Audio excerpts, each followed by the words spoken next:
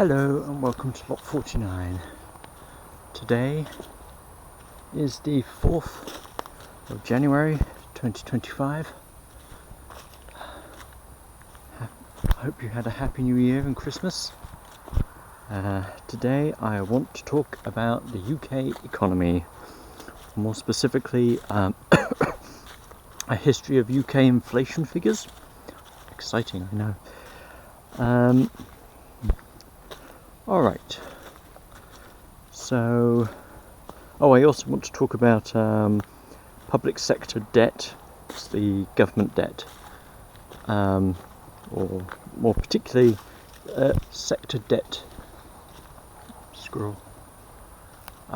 compared to GDP, and finishing off with a little bit about household debt. Recently, inflation has come down since early 2024.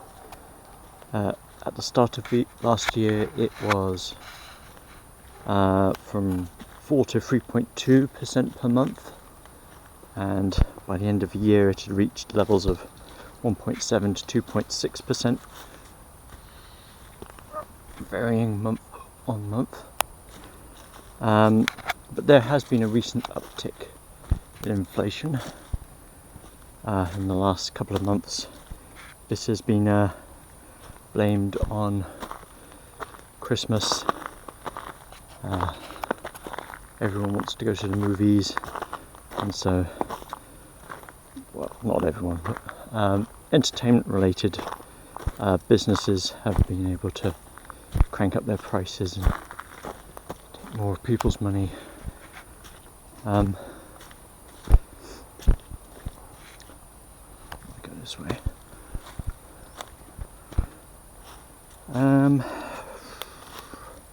But they've come down since 2022 to 2023, where the height was around 6 to 10%. Obviously, we haven't had deflation, which has meant the prices have lowered down to what they were before then. And that period obviously coincides with the Russian intervention in the Ukraine civil war, and the NATO's sanctions on Russian businesses, and particularly in the area of fuel, natural gas imports, and the bombing of the Nord Stream pipeline, which used to transport a large amount of gas into the European economy. Obviously, if prices go up in Germany, the demand remains the same, but prices go up there. Any gas that's in the market in the other EU countries and those in the surrounding areas like the UK, so obviously the people who have the gas will want to sell it on the German market because they can get a higher price for it, which reduces the supply in the UK and so on and so on.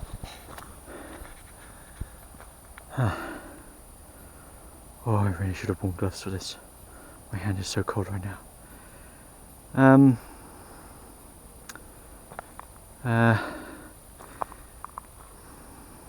But inflation figures are now sort of within the range of what they were before the COVID pandemic, sort of.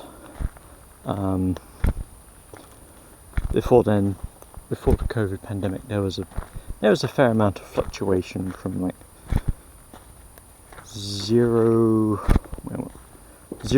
to 3.1%. So it's kind of in that.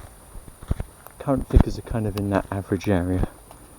But as I say, because of the periods when there was really high inflation, like 6 to 10%, prices are obviously still quite high, and they have not come down to what they were before, which is obviously affecting everyone. Everyone who actually cares what the price of things are. So I don't think there's going to be any effort to bring it down, to introduce deflation, which will return prices to some sort of stable point. Affordability, let's put it that way. Wages will have to dramatically increase to reach that point. Again, I think things are already affordable. Right. Now, what's next? Oh yes, public sector debt. This is debt. These are the debts owed by the government on their balance sheet. It is 97.6% of GDP at the moment, which means it would take almost the entirety of a year's worth of revenue, national productivity to pay all of that off. It's obviously quite severe. That was last year's figure, 97.6%. Not last year, 2023. Sorry. But the figure has been pretty stable since. It's slowly been going up, but not hugely.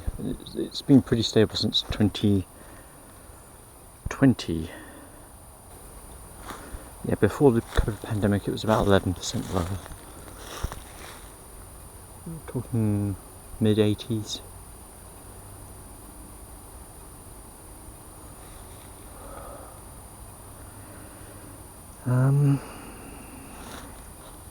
The average debt between 1948 and 2023 was 70.36%. So debt like this is not absolutely disastrous and it won't destroy the nation, but obviously that previous debt included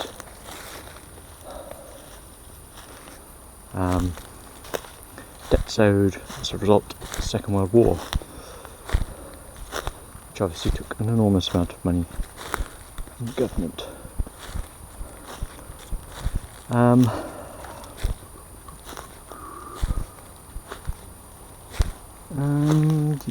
Where am I? My notes. But at the start of this century, it was only 28.3%. Wow, that is an enormous amount of fungi on that branch. Ooh.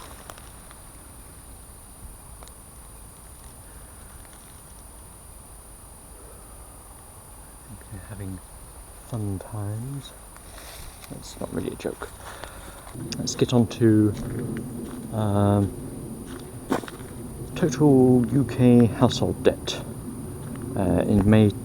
Figures from May 2024 show that it had reached £1.85 trillion, or £34.5 thousand per adult, and that's a lot, and it also represents about 96% of the average annual income in the UK.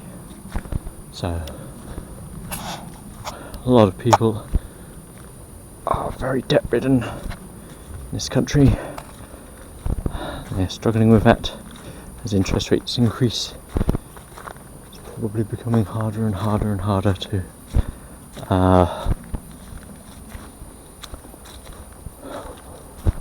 work their way out of whatever crisis they're in. Right, that's it for this video. I've left sources down in the description.